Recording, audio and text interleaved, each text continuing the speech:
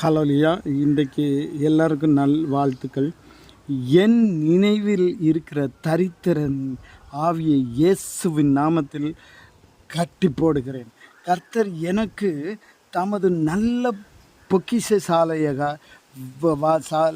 ஆகிய வானத்தை திறப்பார். ஹalleluya. இதற்கு வசனமாக உபாகமம் 28:12 இந்த வசனத்தின்படி பணத்தை இயேசுவின் நாமத்தில் எனக்கு கட்டவிழ்கிறேன்.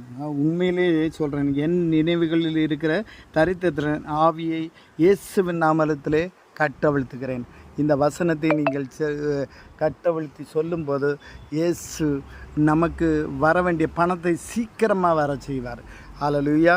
இந்த நாள் முழுவதும் எல்லாருக்கும் இனிய நாளாக அமையட்டு.